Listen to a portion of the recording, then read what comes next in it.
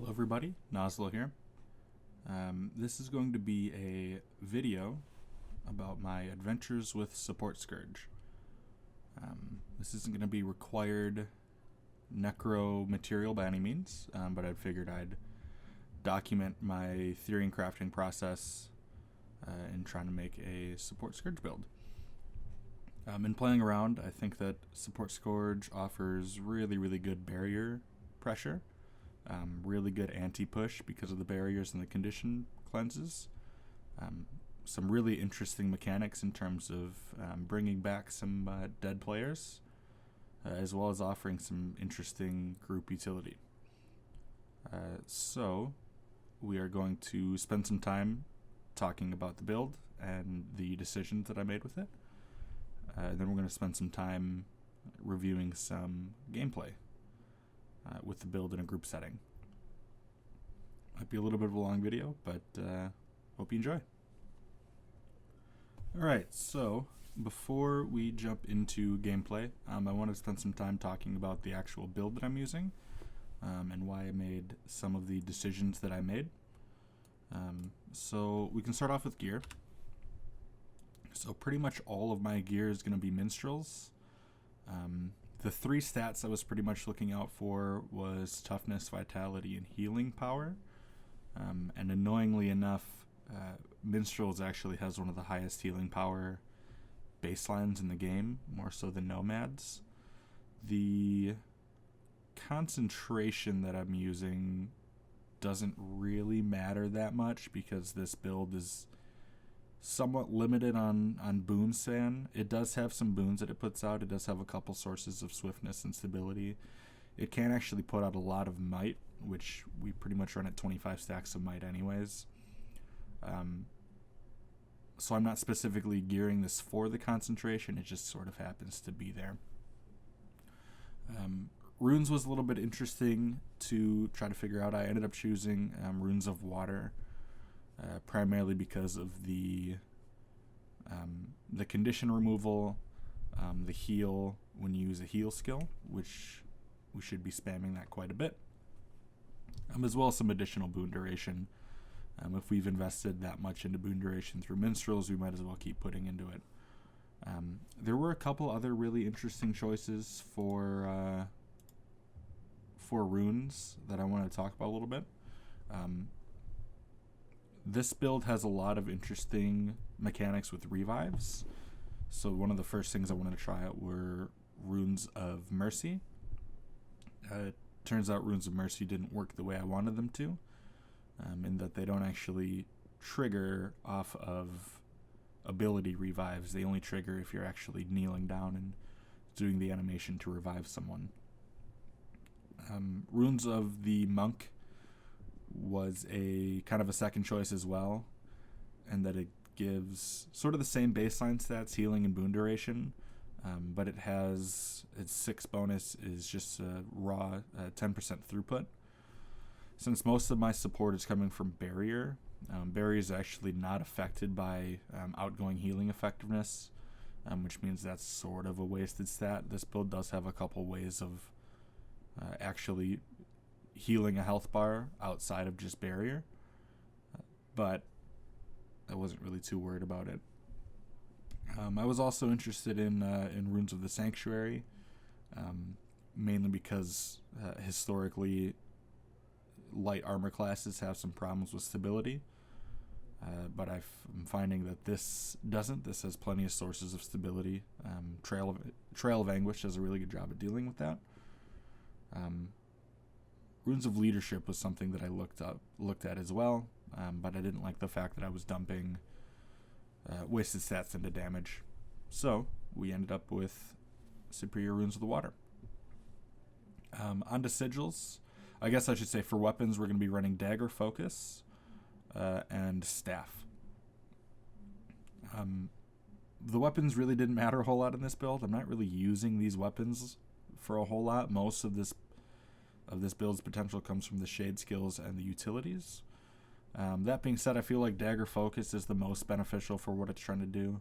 I do have a nice self-heal on Dagger 2, as well as a immob on Dagger 3. And Dagger 1 acts as a decent source of life force if you're in melee. I like the fact that Focus 4 has a beefy regen on it, an AoE regen on it, and then I really don't give a crap about Dagger 5. Focus 5. When you compare these two, when you compare Dagger to Scepter and Axe literally do nothing for this build, so there's no point in running it. And same idea for Dagger offhand, Warhorn offhand, and Torch offhand. They really don't offer a whole lot in terms of what this build is trying to do, so this is kind of the best of a bad scenario. And as far as Staff goes, Staff is really good at... It can be good at offensive. That's kind of how we use it in our normal Scourge build. But also it's really good at defensive play as well. Because you do actually have regen on Staff 2, which is spammed a lot. You have some nice chill and fear on Staff 3 and 5. And then you also have a condition removal on Staff 4. So what that looks like is instead of shooting our staff marks out, we're primarily going to be using staff marks defensively, putting them on top of the group, and hoping to reap the benefits of that. As far as sigils go, Sigil Frenzy is going to be the most important sigil I'm using. That's going to give me a lot bigger uptime on my barrier because it reduces the cooldown on my shade skills and also my utility skills.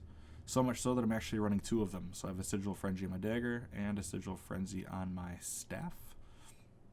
I'm running a Sigil of Transference on my focus.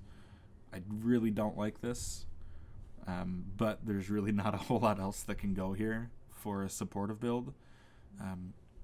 Like I mentioned before, outgoing healing effectiveness doesn't impact barriers, which makes this a little bit of a waste.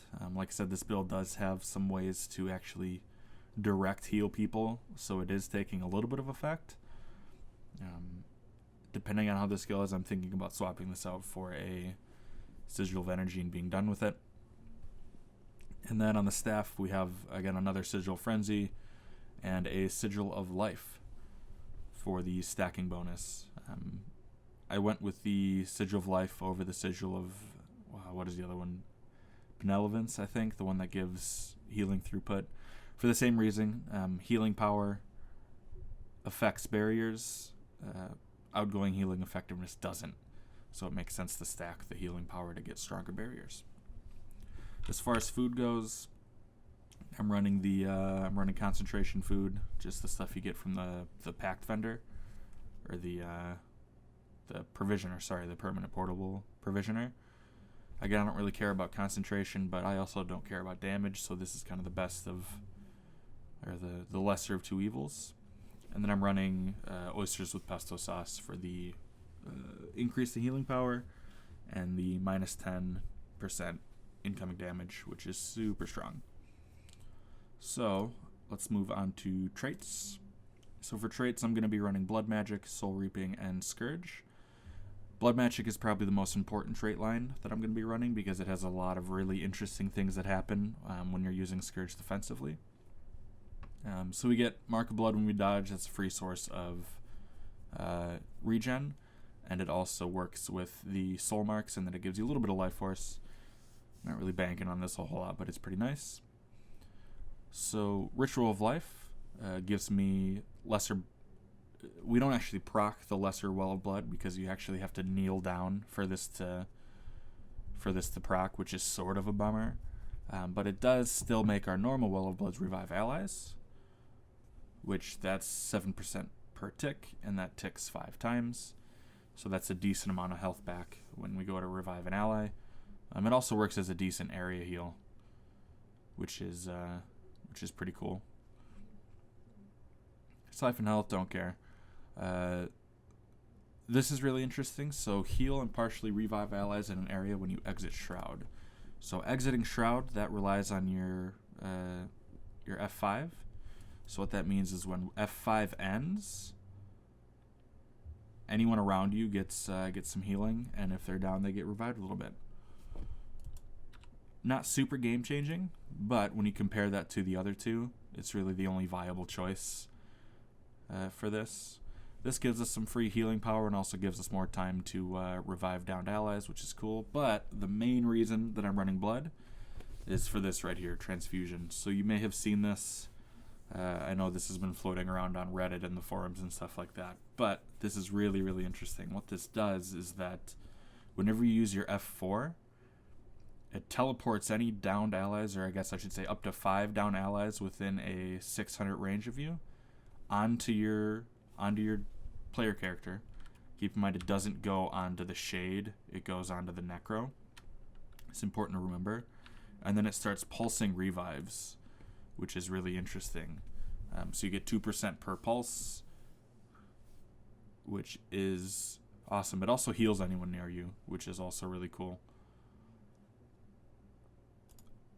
This has a 12-second cooldown, and it's going to be less with Frenzy, the Sigils of Frenzy. So this is going to be going off a lot, which gives this build a pretty good throughput in healing, and it also makes it's like an AoE search and rescue.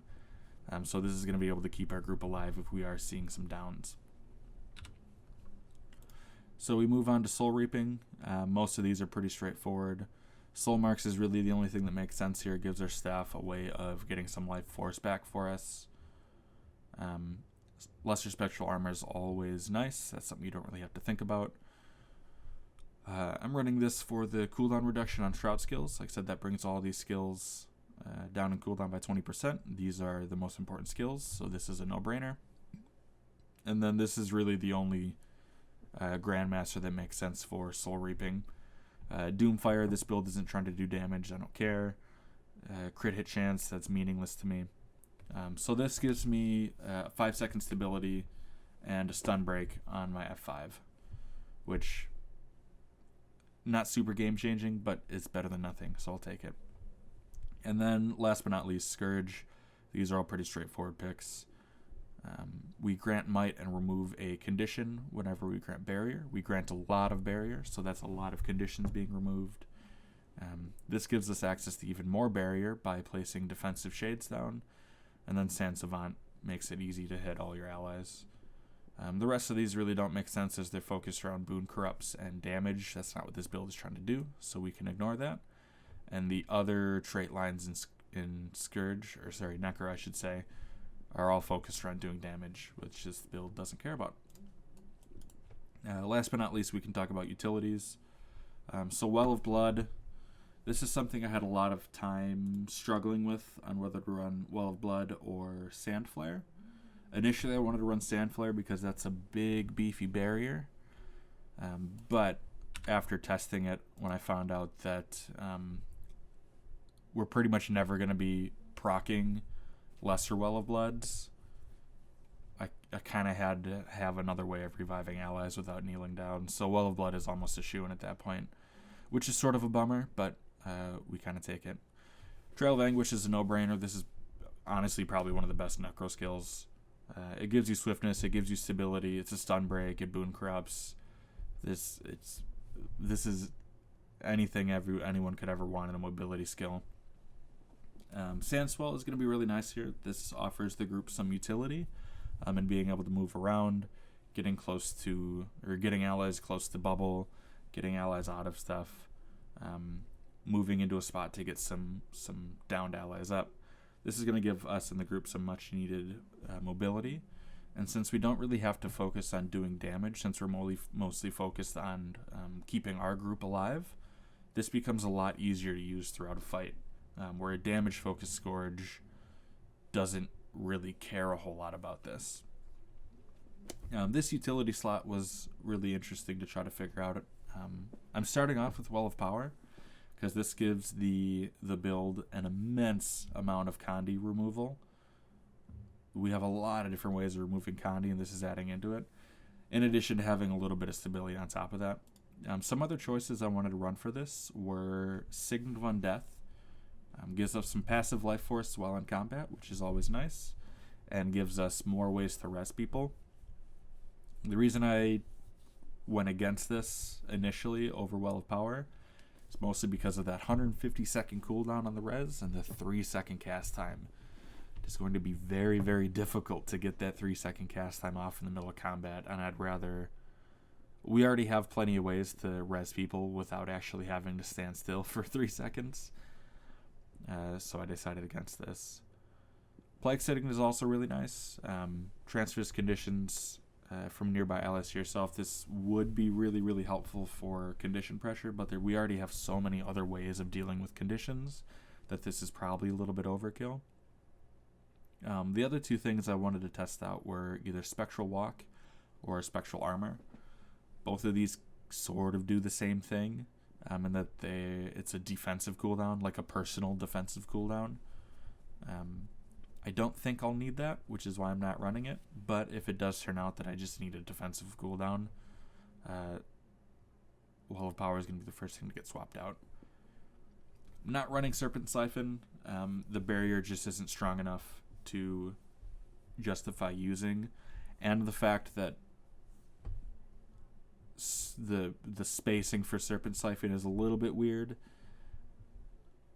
I'm not really looking to do damage, which means this would have to be going out defensively, and the situations where this can actually proc defensively and getting the barrier off is a little bit too niche to run it over Well of Power, I think.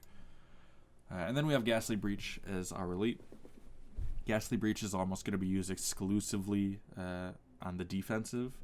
I like to think of this as a little mini Spellbreaker bubble, because it does sort of the same thing, right? It removes a lot of boons. This is going to be nice for countering pushes and stuff like that.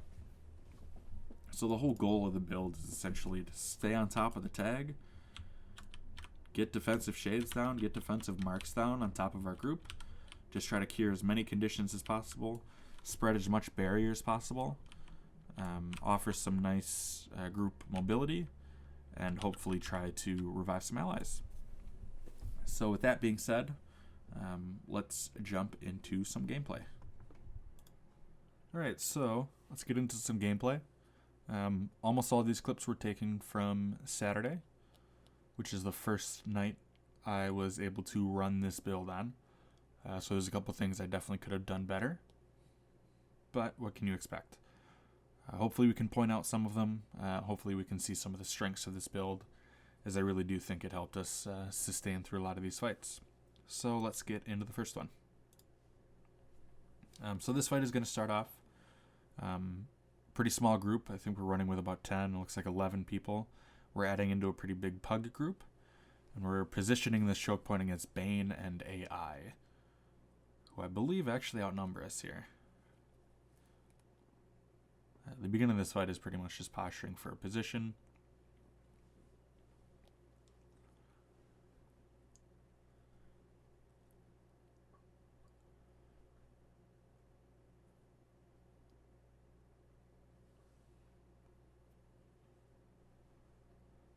You'll see the staff marks going down on top of our group. That way, if they do push onto us, the staff marks are getting popped inside of friendlies. That way we can get the most benefit from them. And here's their initial push. So I think we get a friendly bubble out. Yep, there's a friendly bubble, and we immediately backpedal. And they, I don't think they decide to push through the bubble. They lose a couple. I think we lose our Spellbreaker here. The Spellbreaker commits pretty hard. Not a whole lot you can do about that. That's they should be used to dying. If I had been better at this build, I probably could have teleported the Spellbreaker out of there and revived him, but it's really bizarre for me to be looking at the squad UI window. That's something I have to get better at. You'll notice as we're standing in all these marks and stuff like that, we're virtually under zero pressure. We have so many ways, especially with this build, to get rid of condies. If you watch the condies on my bar, you'll see them disappear pretty much almost instantly. This makes condi pressure virtually non-existent. So they're starting their second push here. This is where we kind of realize that we might be outnumbered, so we start backpedaling onto this bridge. I get out a late Ghastly Breach. They don't end up pushing into it, which is kind of a bummer. But we still do generate a couple downs off of that, which is nice. And again, pretty much under zero pressure. If you've been watching the health bars, we've had a ton of barrier going out, which means we really don't have much to worry about.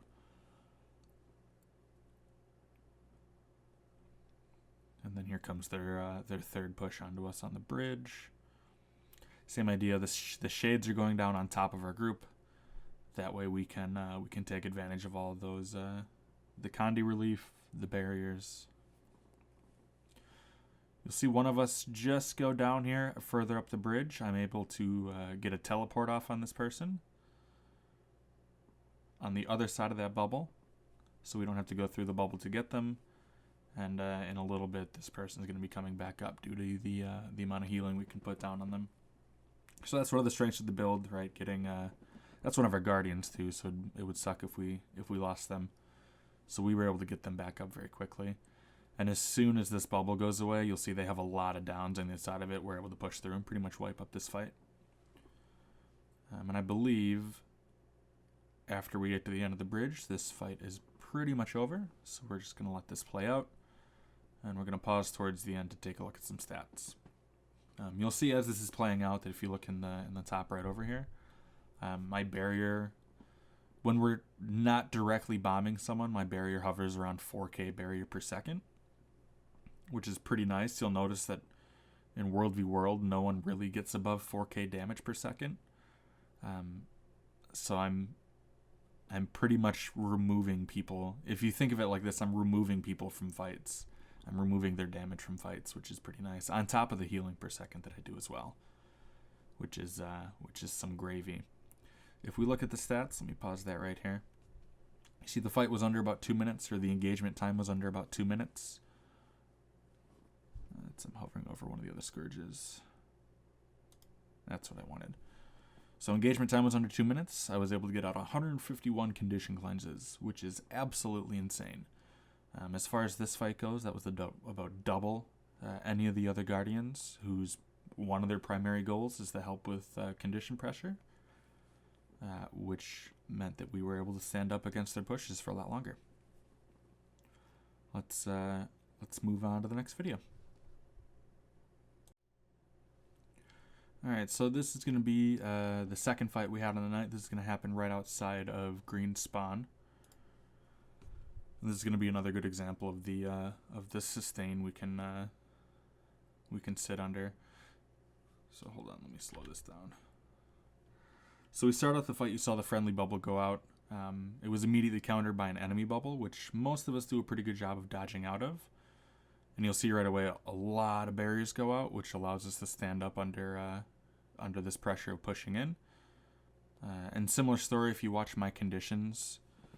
Those are going away pretty much as soon as they pop up, which is nice.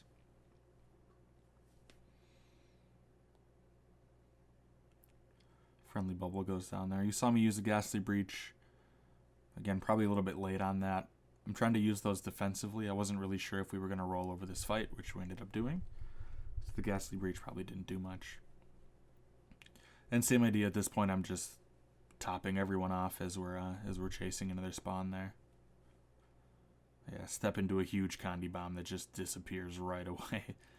Never gets old.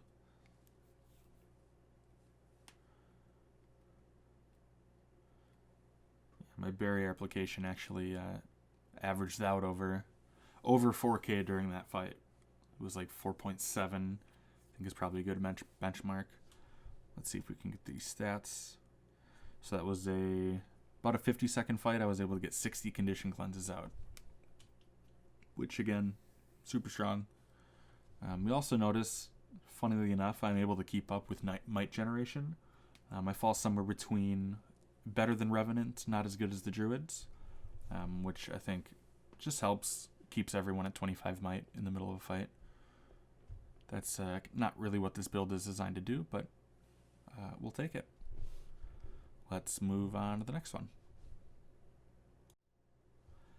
Alright, so we're going to be going up against pretty much the same group here. Bane, we've been fighting them all night. I remember this fight being a pretty big slaughter. So let's see what happens. So we start off getting a really good bubble and a really good bomb out to start this fight. They commit a couple people forward and they just completely get obliterated right away. Our Spellbreaker takes a pretty good amount of pressure. I don't think they actually go down. So I'm under a massive Condi bomb right now. And it is immediately gone. You'll actually notice that I got rid of all the condies and got condied up again and was able to get rid of the condies again. Pretty much right. Portal to get to safety there. Pretty much right here, these condies should disappear. Yeah, there they go. So we have someone dead at the moment. I don't think I noticed it, otherwise I probably would have rezzed them. But we'll see. Oh, someone ends up picking up. I don't think that was me, though.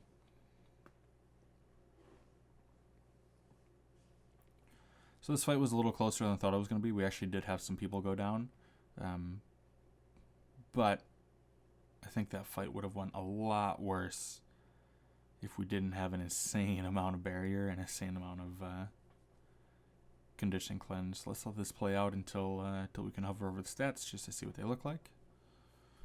Again, you'll see the barriers hovering pretty much right around 4K barrier per second over a sustained fight, which is good. Healing per second was pretty high that fight. And 55-second fight, 77 Condi cleanses. So we're seeing a pretty consistent trend there of very high amount of condition cleanses, which is what we look to do.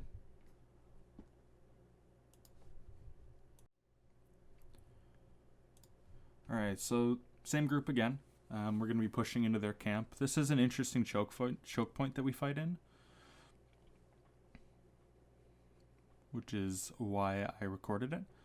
So we generate a lot of downs. We have a really good range bomb to start this fight, which pretty much puts them on the back pedal almost right away. I think I'm able to get a portal off here into a ghastly breach, which is going to make it anyone else on the other side of this wall pretty much impossible for them to get through. And again, I'm able to commit so hard because I have crazy good barrier. I think I got up to like 15k barrier there, which is nuts. Yeah, we're able to just completely boss through that bubble, not even care about it. If you looked at the barrier application through that, no one took any pressure, which is nice. Same idea, just standing under this bubble, not even caring. We've pretty much won the fight at this point, but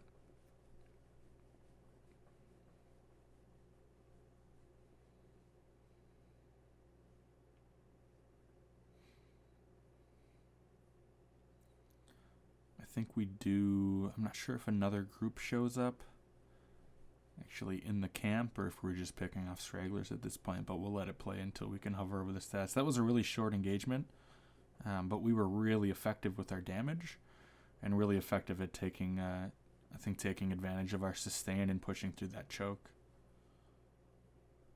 which is something, for what it's worth, is something that we've struggled with recently. I know we've been doing a lot of work to try to avoid chokes, but running a build like this that allows us to kind of precast barriers, I think that might go a long way of getting us through choke points. But we'll see as time goes on. Yeah, at this point we're picking off stragglers, so let's play it till the stats run.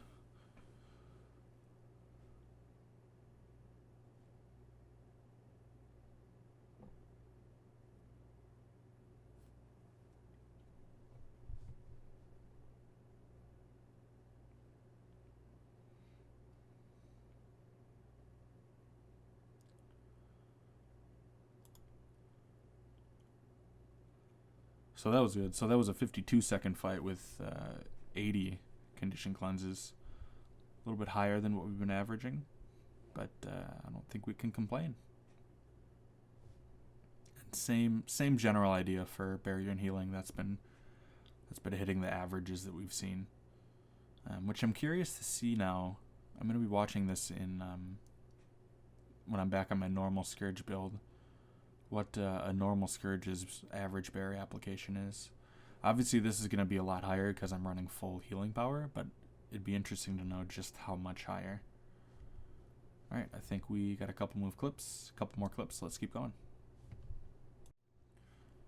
Alright, this is another fight outside of their spawn. I think this one ends up being really similar to the first one, but I don't quite remember, so let's find out.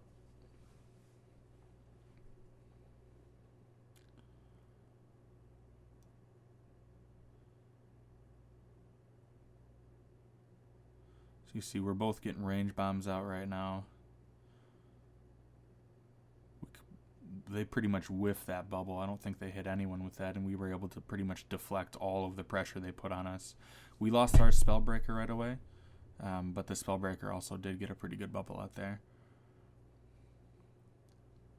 And at this point, we're pretty much in the middle of them, so we're under really, really heavy pressure here. So at this point, this is where we kind of start struggling to take care of all these conditions. I'm just trying to keep up with the tag here and making sure the tag doesn't go down. Yeah, this is where we're kind of starting to lose some people, because I think we dove a little bit too hard here.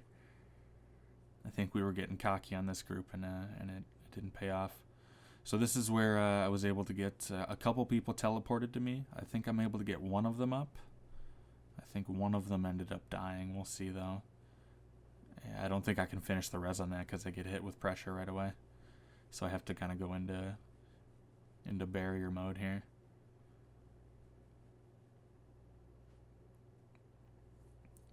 But eventually we do start to stabilize. I'm able to get some pretty solid regen off in Dagger Focus. And same idea, the barrier is just keeping pressure off of everybody. The condition removal is keeping pressure off of everybody.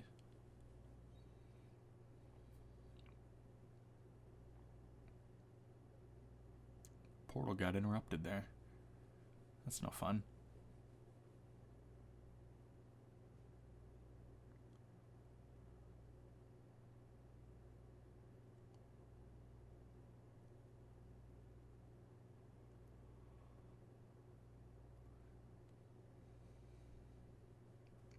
Yeah, and this is where we start to stabilize, because the sustain is just too hard. But that fight was a lot closer than it needed to be, because we probably committed a little bit too hard there.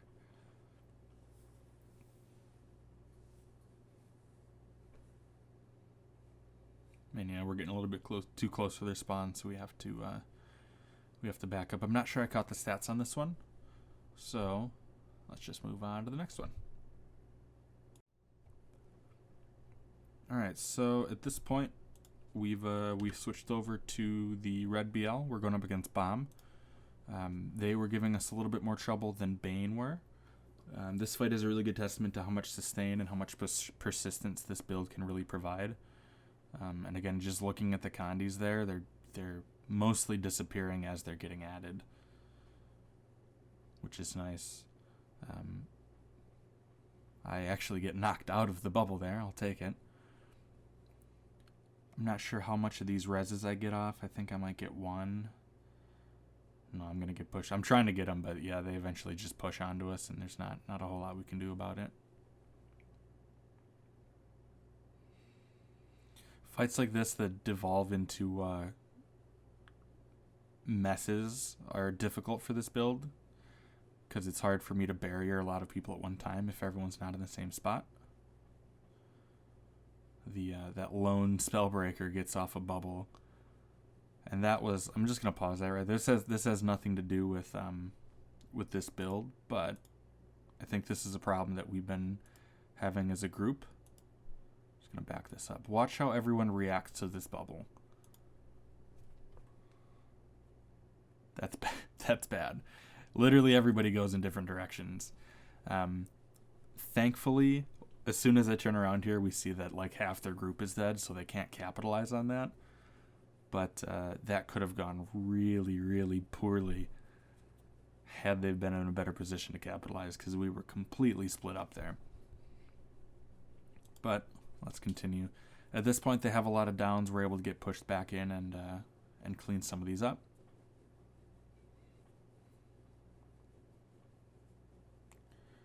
And I think the rest of this fight is just doing cleanup. We only lost it looks like 4 people that fight. 2 of them are Spellbreakers. I don't want to say we expect to lose Spellbreakers, but sometimes you can't really do a whole lot to save them. But that's something I could practice with this build in terms of getting them teleported out after they drop their bubble and inevitably go down. And then we're just gonna let this play out until we can see the stats.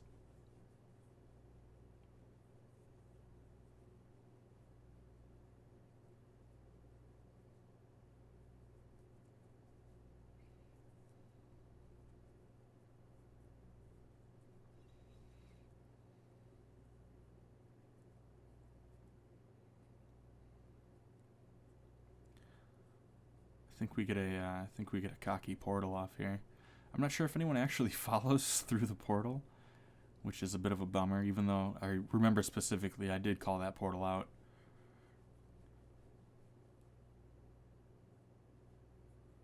But yeah, I'm just going yeah, everyone else is back behind. I'm kind of off on my own up here.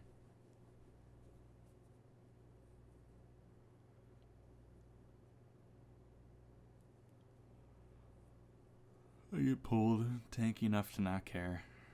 Group back up with the tag, and we're safe.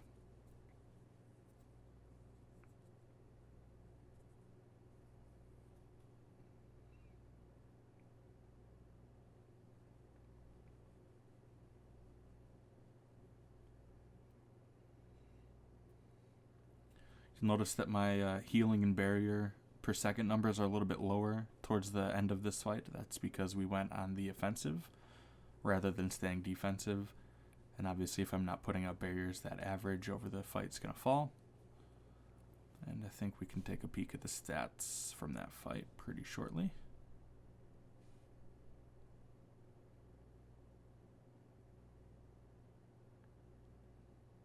Oh. Almost. There we go. So that fight probably could have been better. It was a 2-minute fight with 96 cleanses going out. Now, granted, a lot of the second half of that fight was mostly chasing people down. Obviously, we're not going to be doing a whole lot of condition cleanses there. But I think throughout the course of that fight, we were kind of helter-skelter all over the place, which made it hard to focus barriers, which makes it hard to focus condition cleanses. Just a reminder to stay on tag. All right, I think I got one clip left. Let's take a look. All right, so this is the last clip. We end up losing this fight, which is sort of a bummer, but I think we sustained for a lot longer than we normally could have against a lot more people. We were super outnumbered in this fight, so it's expected that we were going to lose it, but let's see what happens.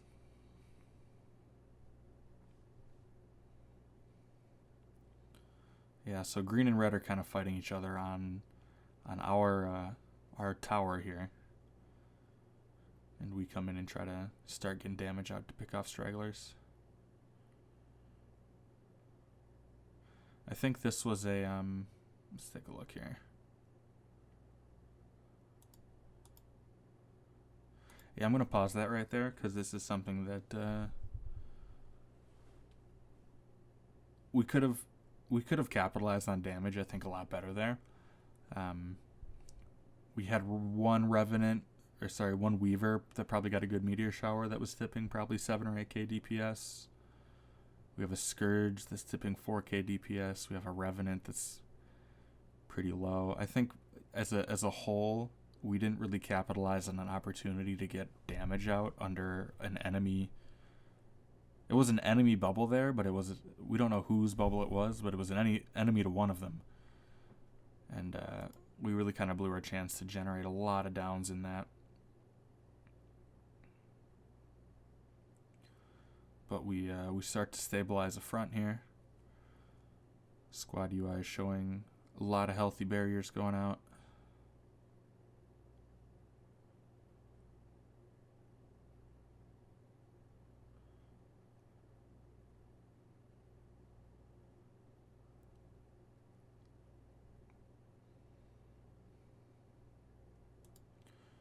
This was... I'm not sure how good I feel about that. This is a defensive bubble. It kind of dissuades them from pushing into us here. We probably could have pushed this bubble a little bit more forward and capitalized on the damage.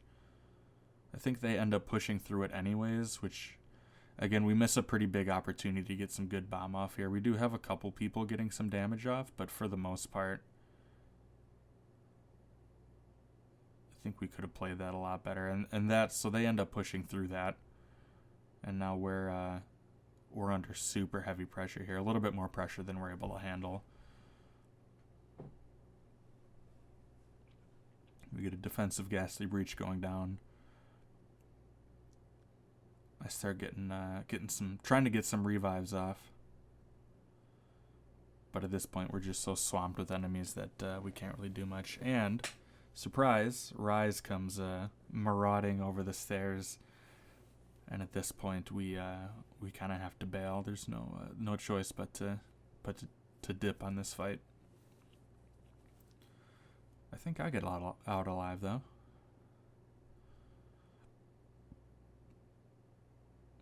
Yeah, they kind of get focused on fighting each other.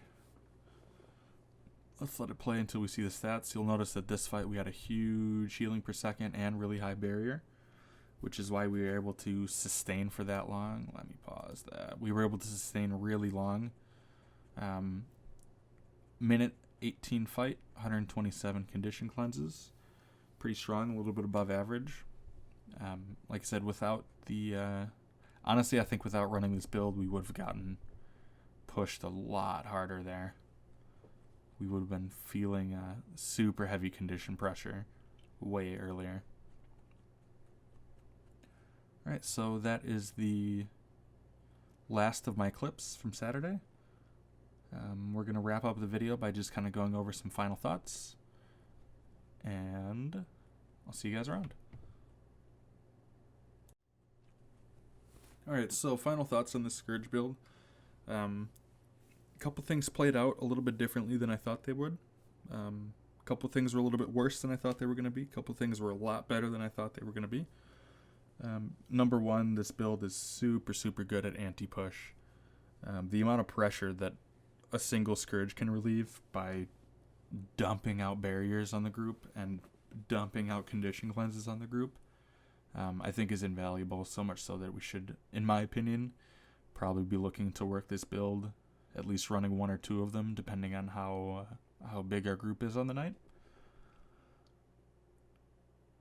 The revives weren't as good as I thought they were going to be, primarily because the actual synergies between the skills and the abilities didn't really work the way I thought they were going to work.